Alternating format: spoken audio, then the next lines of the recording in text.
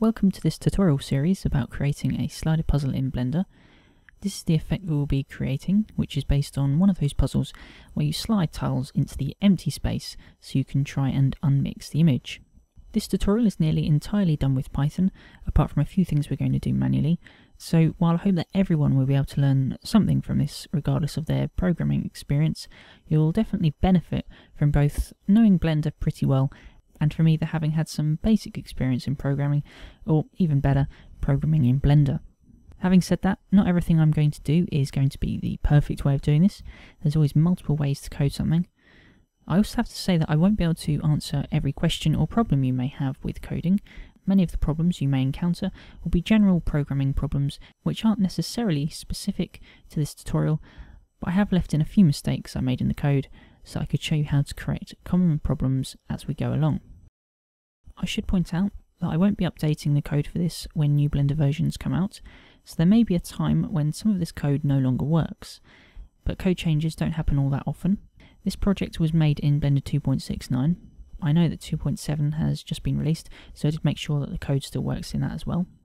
As I said, this is a tutorial series because this tutorial was long enough that it required that I split it into multiple videos. So currently there will be 4 separate parts of the tutorial, with each part being released a week after the last part. For convenience, I'll be adding these videos to a playlist, and if at some point I feel the need to add an extra video, maybe an FAQ video to answer some common questions, this is where those new videos will be added. In this video, part 1, we'll be covering how to create the grid made out of tiles. The second video will cover unwrapping, texturing, percentage printouts, and cleaning the scene. Part 3 will cover how we locate where the empty space is in the puzzle, and working out which pieces can then be moved. And the last video will be covering the actual animation and some optimizations. In this first part of the tutorial series, we'll be focusing on creating the grid which is made up of individual tiles. So the first thing I want to do is go into the user preferences and enable something that will help us in finding out the commands of certain tools, and that's show Python tooltips. So we want to make sure that's on. So if I close that, we can then hover over buttons, and in part of the tooltip it will have the Python command that you would use in the code to perform the same action.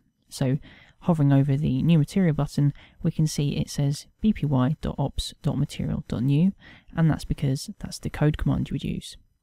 The other thing I want to do is change my layout a bit to again help us with the programming. So I'm going to press T to hide the toolbar because we won't need that. I'm then going to momentarily collapse down this timeline. I'm then going to split out a new view, and this is going to be a text editor because this is where we're going to do the coding. I'm then going to split this view and change this into a Python console because this is where we can explore the Python API and run small commands. I'm then going to split the 3D view and bring back our timeline. And then one final thing we're going to do, if you didn't know, you can actually drag down this top info header to reveal an extra area, and when we perform some commands, such as changing something in the header or any of the tools in Blender, it will actually show us the code for that action. So again, that's going to be useful in finding out the code for some of our tools. So the first thing that we need to do is work out how we're going to create our grid. And there's several ways we can do that. If you've used Blender before, you're probably familiar with some of these. So we could use an array, and we'd use 2 arrays, one for the rows and one to create the columns, and that would duplicate the object. And we could also, if you look in the Shift-A, add mesh, we could also add a grid. And they may sound like they are the perfect options, but the problem with these is that we would at some point have to separate the pieces again. So if you'd applied the array modifier, you'd then have to separate those pieces out, and if you use the grid, then obviously you'd have to separate the faces out. And unfortunately, using the separate tool, so if you're in edit mode and you press P, you can bring up the separate menu, and it's actually very slow to separate. And I found on a really big grid, because eventually you start experimenting with bigger and bigger grids, it gets extremely slow, and it was actually one of the slowest parts of the whole process. So I wanted to use a different method. So there is a third method, and that's just duplication. So we could duplicate our first small tile and duplicate it for the rest of the grid. However, if we then wanted to unwrap it, we would come across the same problems in that the easiest way to unwrap it is to join all our duplicated pieces into one big puzzle, unwrap it, and then separate it out. And that's exactly what I had originally, but thanks to a suggestion by Dave Leake on Google+, I was able to avoid doing this, so I was able to still use duplication, but not have to join all the objects together to UV unwrap them.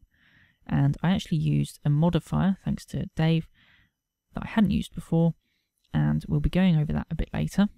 I just wanted to explain briefly the reason why we're not using the other methods. So I mentioned an original tile that we could duplicate, and if we look over here on layer 5, we just got this squashed cube, and this will serve as our tile. And you'll notice that its name is called Original Square. And it's very important to note that some of these letters are uppercase and some are lowercase, because when we reference this object later on, we have to be very specific in the way we reference this name. So if you've used uppercase and lowercase, you have to use that exact name once we get into the code. One thing also to note is that the scale has been applied, so although I squashed it, I then pressed Ctrl-A and applied the rotation and scale, so all these values are back to 1. Another thing to note is that it's a very specific size. So this tile is actually, if you look at the grid, you should be able to see it, there's a grid line here, and this fits exactly in one of those squares because it is 1 Blender unit wide, and that's going to be very important later on. And I think that if you were going to add a new cube and then squish it, it would probably add it at twice the size you need it. So you want to scale it down by 0.5 and then remember to apply the scale with Ctrl-A. So we do need to make sure a few things are ready on this tile before we duplicate it, because it's going to save us a bit of code work later on if we can do some of this manually now. So I'm just going to make sure it has a UV map. So it might not have originally had one, so I'm just going to press the plus icon to make sure it does. Go into edit mode and press U, and we're just going to reset it. And even though we're resetting it, what it's basically going to do is apply a basic UV map. If we open the UV editor, we can see we've just got a very basic UV map here. So what I'm also going to do, because again this will save us having to do this in the code, is add a new material. And I'm just going to load in the texture that I'm going to use. So I'm going to change it to an image, and I'm just going to open this texture I have, and I'm going to change the mapping to UV, and that's all we need to do for the moment. It's also significant that I've got it on layer 5. Layer 5 is where I'm going to store this object, but we're actually going to be accessing it once we're on layer 1. So having it on layer 5 just kind of keeps it safe, because we don't want to accidentally delete this. We always want to have a copy of it. So onto our first part of the code, I'm going to click a new text file, and the first thing we need to do is import BPY. That imports the Blender Python commands, so we can now use all the commands and they'll be recognized. If you didn't have that, none of your commands will work because Python won't know where to get the instructions from. So I'm going to create a function, and we do that with def. You can see it's highlighted it to show it's a keyword, and I'm going to call it createGrid, open and close brackets and then a colon, and you can see it's auto indented because it's expecting code for this function now. And the first thing I want to do is make sure everything is deselected, and that's because we're going to be doing duplication, and duplication works based on what objects are selected. So the first thing I want to do is clear out the entire selection in the whole blend file. So if you were to do this in the 3D view, you just press A, and that toggles the selection. And if we bring up the T toolbar, we can see we've got a toggle, but actually what we want is to make sure this is set to deselect.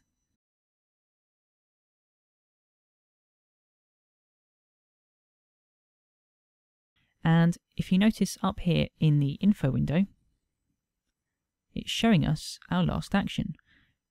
So it's showing us that the last thing we did was bpy.ops object.selectAll, and we deselected. And if you change that, we can see it update. But we want deselect. So what we can do is either just select it in here and copy it, which is what I'm going to do just to save time, or type it out manually. So we can hide this toolbar now. To test if this is working, although we've created the function, we haven't actually told the function to run. So to call a function, you just type its name, and then open and close brackets. So we can see we've got our object selected here, and if we run the script, it just deselects it. So we know that part's working, and it's always good to test your code is working as you go. You don't want to do a large chunk of code and then realize that something isn't working. And so just before we do our duplication, we've got to think of how we're going to access this duplicated object. So if we just manually do it, we duplicate the object, and it's been renamed to original square.001, which is quite normal in Blender. But if we're duplicating this a lot of times, this name is going to change a lot. And so it's going to be a bit difficult to access the object by its name, because it's always going to be a different name. So what we can do is access something called the active object. So in Blender, the last selected object is the active object. And some tools depend on which object is the active object. And if we set the active object to be our original square, then after we duplicate it, the new duplicate will be our active object. So I'm going to change the property BPY, and all our commands will have BPY in front of them, just showing they're a part of the Blender Python library. And then it's .context. So scene, it's going to look in the current context, and it's going to look for the current scene, .objects, .active, and then we're going to specify which object we want to be active, and that's going to be our original square. And to work out how we access our object, we can look in the tooltip, and we can see that you'd access the object by bpy.data.objects, and then the object name. So our object is bpy.data objects, square brackets, single quotes, and then this is where you've got to be very specific with how you named your original square, remembering uppercase and lowercase, close single quotes and close square brackets. So what we've done is said we want the active object to be original square. The next thing we're going to want to do is select it, because if you remember, we've just deselected everything. I'll just remove this line. Every object has a select property, which is either true or false. So we can access our object again,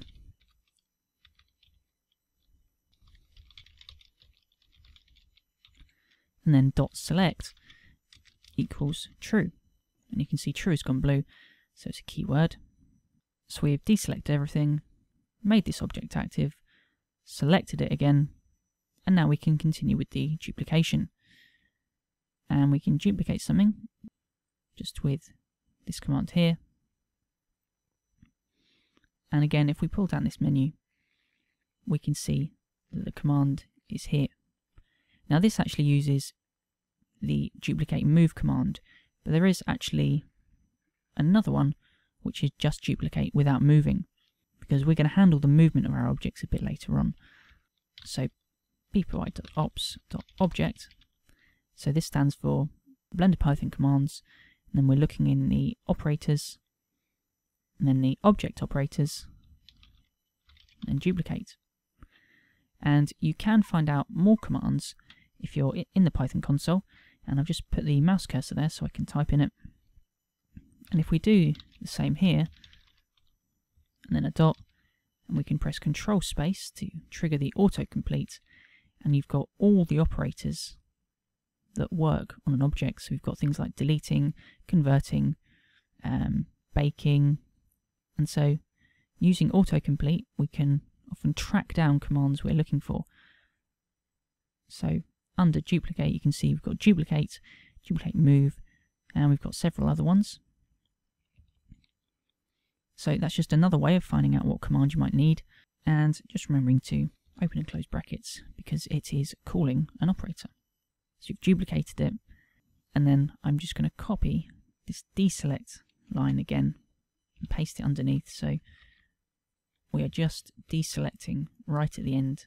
We're kind of cleaning up as we go, so if we're selecting something, we're probably going to want to make sure that we deselect it afterwards. So let's try this.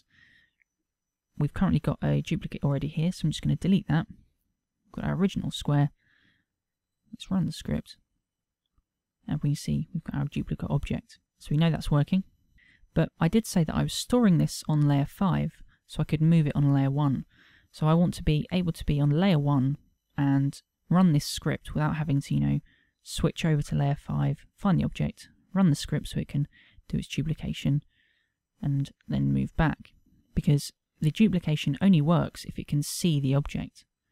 And that may sound a bit weird, but that's how some of the operators are used. And it's sometimes the disadvantage of using these ops operators, because they do require certain things to be present in the scene. So if we were on layer 1, we would have to make visible layer 5. And the way we do that in the code is by accessing a list. So if I hover over this, we can see the scene has a property called layers, and layers is a list of the 20 layers here, each one with a true or false property saying whether they're on or off. And if I just scroll down in the information head here, we can see that happening here. And this is the exact property we're going to be using. So at the beginning of our script, we want to turn on layer 5. Now if I just switch to layer 5 here, you can see it's actually accessing layer 4, and that's just because the list starts counting from 0 and it goes to 19. So the way we access it is whatever number layer it is, so layer 5, and then we just take 1 off. So in the code, we access it with a number 4. And we're just going to set that to true. And we've got to remember that, again, we're cleaning up as we go. We want to disable it after we've done our duplication. So we're going to set this to false again. So if I'm on layer 1, I run the script, and we can see something has changed. We've now got the active object being the original square, 001, showing this duplicate, but we haven't changed our layers, and that's because the layer has been turned on, duplication has happened, and then it's turned off again. So to us, it looks like nothing has happened, but in fact, here is our duplicate, so we know it's worked. And I'm just going to delete that again. So now's a good time to move the object from layer 5 over to layer 1.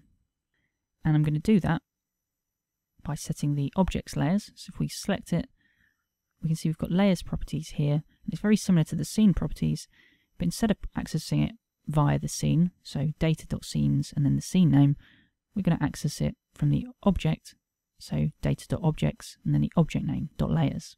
But if you remember, we don't actually know what the object's name is going to be, so we're going to be accessing the duplicate, and that's why we set the active object.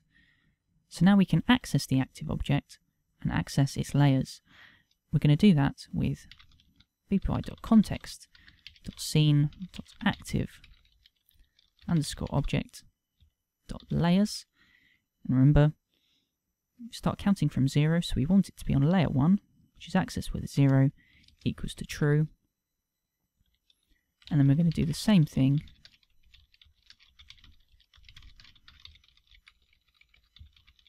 but for layer 5, and we want to set that to false.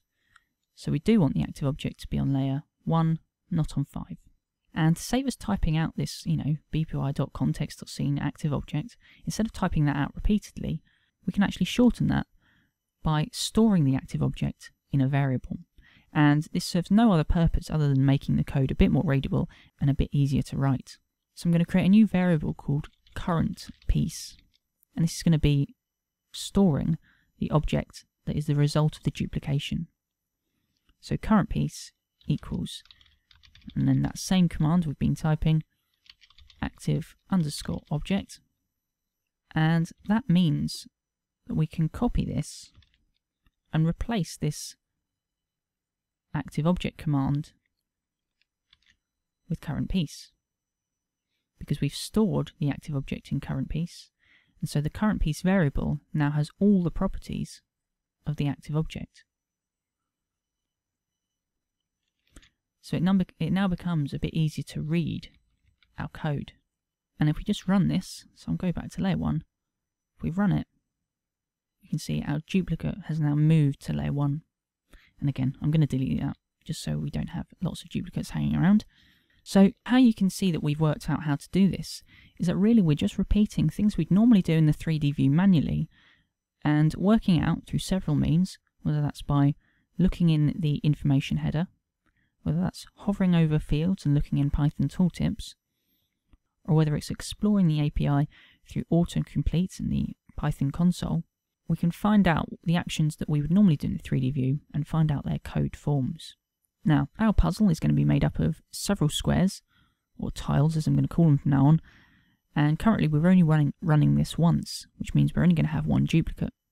And so we need to tell this to repeat this code several times to create all the pieces in the puzzle.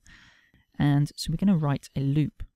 And so just under setting this layer, we're going to set the loop, and we do that with for, and then this can be anything, and I'm going to choose the letter I, because it's quite common to do this in loops. And then in a range, open and close brackets, and I'm going to type 0, 5, and then a colon. And I'm just going to explain what that means down in the Python console. So I'm going to type exactly what I just typed. And then we can enter multiple lines in the Python console. I'm just going to type I, and then backspace to show that I've finished entering multiple lines. Press enter. And we can see that it's written out the numbers 0 to 4. And so that's run 5 times. So this range is basically saying how many times we want to run the code. And we've said we want it to run from 0 and up to, but not including, 5. So it's still run 5 times, but it started counting from 0. And so anything that's indented after this loop is going to be repeated. So I'm going to select this whole block of code, not including the deactivation of the layers. Press tab to indent it all. So this is all going to be repeated. And now would be a good time to move our objects as we duplicate them, because if we run this code multiple times, we're just going to end up with a load of duplicates on top of each other. So we can move the object by accessing its location. And so if I just select our object and find the location in the interface, we can see we're using that same path, bpy.data.objects, and then we're accessing the .location property. Obviously, we're going to be using our active piece. So I can type CurrentPiece .location, and then I only want to access the X location, and location is actually stored as a list. So this X, Y, and Z values are stored in a list. I want to access the first item in the list, which remember, we count from 0. So I'm accessing the X location, and I'm going to set this to I. And where has that I come from? Well, the I has come from the loop.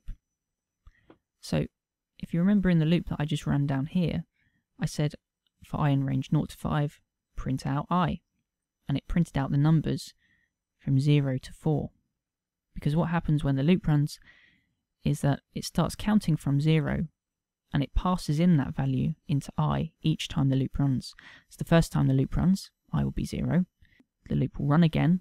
It'll check to make sure it's still within the range, increase I by 1, and run the code again. So by setting the location to I, well, let's run it and see what happens.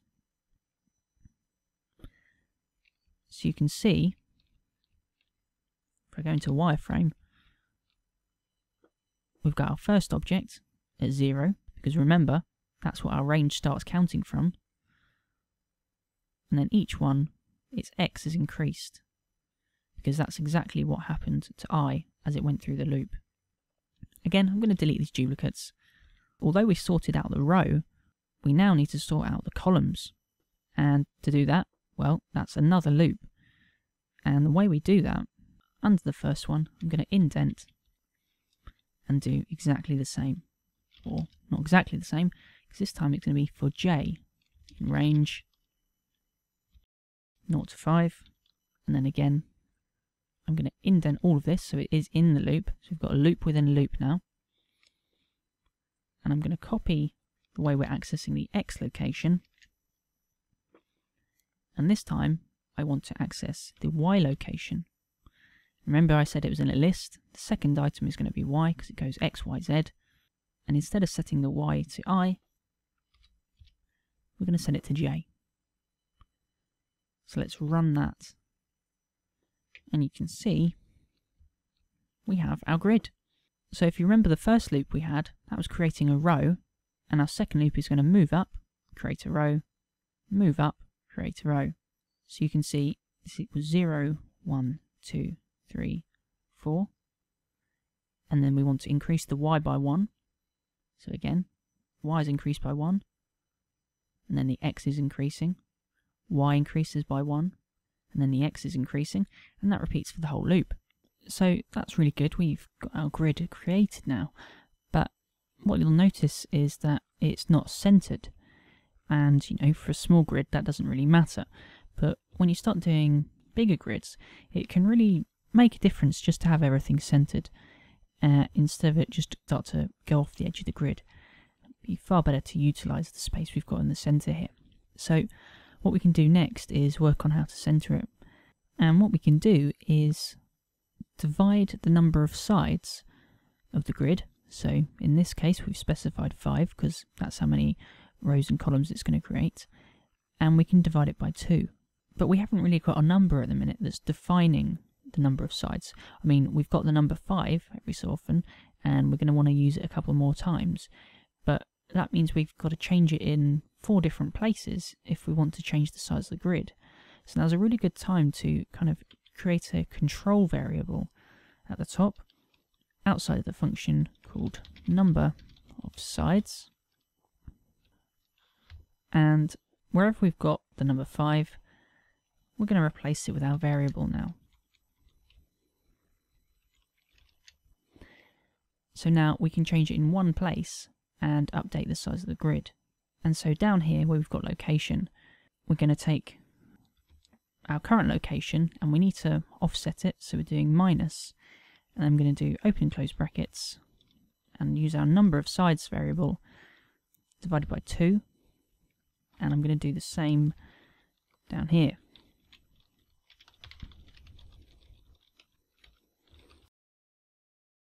So if we run this, well, I didn't delete the old grid yet, so I'll do that. I'll select everything and delete it, and we will be handling the deletion of old tiles in a minute. So I'll run it, and we're not quite getting the right effect. So what we need to do is just add a plus 0.5 and plus 0.5. And that's because of the size of our tiles. Remember I said I was being very specific with the size of our tiles. They are 1 Blender unit, and so half of that is 0.5, and that will create the right offset. So let's again delete everything and run it, and then we've got our central grid. And if we want to just change the size of the grid to 4, we can just change it up here, and deleting the old grid, we can see it's updating. And so the next thing I want to do is name our piece, because we are going to have to access these pieces later, and we're not going to be able to use the active object later on because we'll have done a lot more operations since then. So to find out the name, like we did before, we can see we access the object and then .name. So we can do CurrentPiece.name equals, and then I'm going to create a name variable at the top. Again, this is going to be one of our control variables. So we can, this is used in several different places, and I'm going to call it puzzle1 piece and then a space.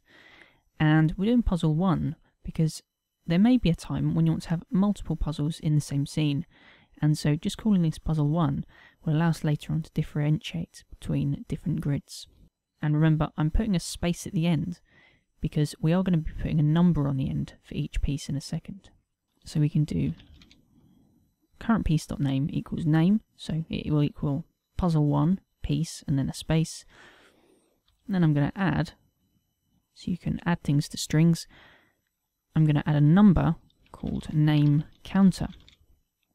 And we don't yet have this name counter, so I'm just going to define it at the top. Name counter equals 1. So this is outside the loops, and we're adding it on to our name. So the first time this runs, it's going to rename this piece Puzzle 1 Piece 1, and the second time it runs it's going to be Puzzle 1 Piece 2. But we're not yet increasing our name counter. It's just going to stay at 1, so all our pieces will be called the same thing. So we just need to increase this name counter each time. And we can say that name counter plus equals 1, and that's the easy way of just increasing something by 1. But one problem, and I'm going to leave this problem in for a minute, and I'm going to run it, even though I know this will happen, just so we can see it.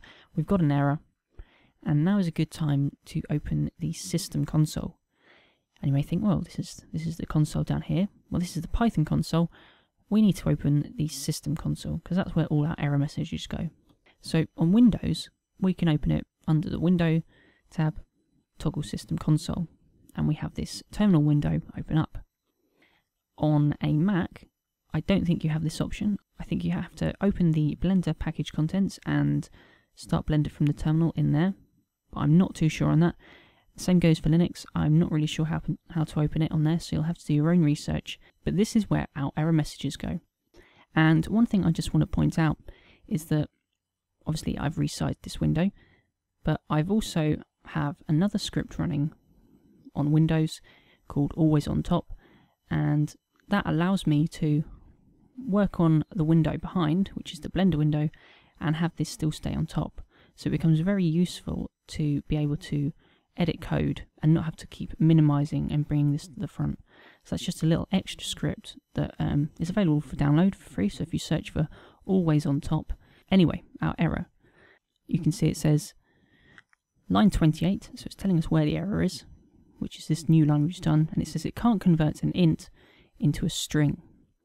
So we're trying to add a name, which is a string, with a number, because we've defined it as number 1, so it's a number, and you can't do that. You can't add two different types together. So we just convert the number into a string by wrapping it with str. So if we run it now, we're not getting an error, and you can see these are all our old pieces that I didn't delete. You can see we've got all our pieces named correctly now.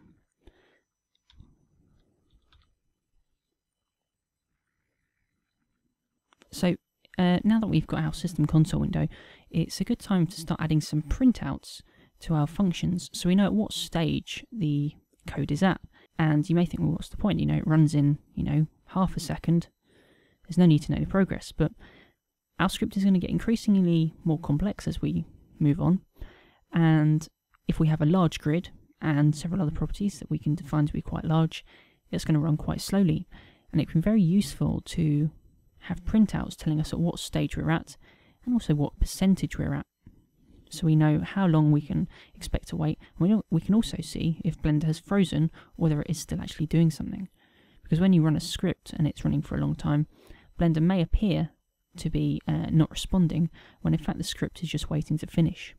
So a few printouts I'm going to do is at the top of our function I'm going to say print open and close quotes, and then just do a line of dashes, and then I'm going to do another print command and say creating grid, and then ... And then at the bottom of our function I will print grid created. So let's run that and see what happens.